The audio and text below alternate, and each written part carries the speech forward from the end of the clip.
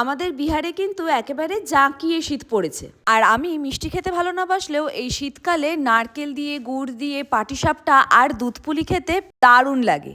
এখন কথা হচ্ছে, এই খাবার খেতে ভালো লাগলেও অন্যান্য খাবার রান্না করার চেয়ে এই খাবার রান্না করা কিন্তু একটু বেশিই চাপের। আর তার ওপর যদি হয় সোনা বাবাকে নিয়ে কাজ করা, তখন মনে হয় খাবার খাওয়া মাথায় থাকুক, আমার কাছে ডাল ভাতই ঠিক আছে। তাই মাকে বললাম 2024 সালের ডিসেম্বর মাসে তো সোনা বাবার মুখে ভাত ছিল, আর তখন আমি কামাহাটি গিয়েছিলাম। তখন তুমি আমাকে পাটিসাপটা করে দিয়েছিলে। তাই মাকে বলেছিলাম, তুমি যখন এখানে আসছো তখন তো শীতকাল, ডিসেম্বর মাস, তাহলে তুমি আমাকে পাটিসাপটা করে দেবে। তাই আমার মা আমাকে পাটিসাপটা করে দেবে বলে আমার যেহেতু নারকেল কুড়ুনি নেই, বাড়ির থেকে নারকেল কুড়ুনিও নিয়ে এসেছে। সেই দিনকে সকাল থেকে নারকেল কুড়িয়ে গুড় দিয়ে নারকেলের পুরটাও রেডি করে নিল। আর এখানে জানো তো, কলকাতার মতন পাটালি গুড় নয়, এখানে আখের গুড় পাওয়া যায়। মা আখের গুড় দিয়ে পাটিসাপটা করে দিল, আর রাত্রিবেলা পাটিসাপটা করবে বলে দুপুরেই পাটিসাপটার পুরটা রেডি করে রাখলো।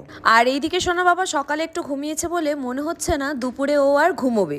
আর আগে সোনাকে সকালে একটুখানি ঘুম পাড়াতাম ঠিকই, নয়তো রান্না করা যায় না। আর এখন চেষ্টা করি সকালে যতটা কম ঘুম পাড়ানো যায়, তাহলে দুপুরে আমাদের সাথে ঘুমিয়ে পড়ে। মোটামুটি 1 ঘন্টা ঘুমোলেও সোনা বাবার জন্য আর আমাদের জন্য, সবার জন্যই ভালো। তারপর সন্ধেবেলা চা আর মুড়ি চানাচুর খেয়ে এখন চলে এসেছি রান্নাঘরে পাটিসাপটা করতে। আর পাটিসাপটাটা এত দারুণ হয়েছে, আমাদের সবার এত ভালো লেগেছে যে সেই দিনই আবার দুধ পুলিও খেতে চাইলাম। তাই আর একটুখানি চালের গুঁড়ো দিয়ে মা দুধ পুলি বানিয়ে দিল। আর সাথে তো নারকলের পুরটা ছিলই। সুপ্রদীপকে বলেছি যে সোনাকে একটুখানি কোলে নাও, যাতে আমরা পুলিটাকে একটু শেপ দিতে পারি, কিন্তু সোনা আজকে কিছুতেই কোলে থাকবে না। ও আমার কোলে উঠে এইসব অ্যাক্টিভিটি দেখবে। আর শুধু তো দেখা নয়, প্রত্যেকটা পুলি ছিঁড়ে দেওয়া। আমরাই জানি সেদিন কিভাবে আমরা দুটো রান্না কমপ্লিট করেছি। হ্যাঁ, দুধ পুলি আর পাটিসাপটা পুরোটাই কিন্তু মায়ের ক্রেডিট।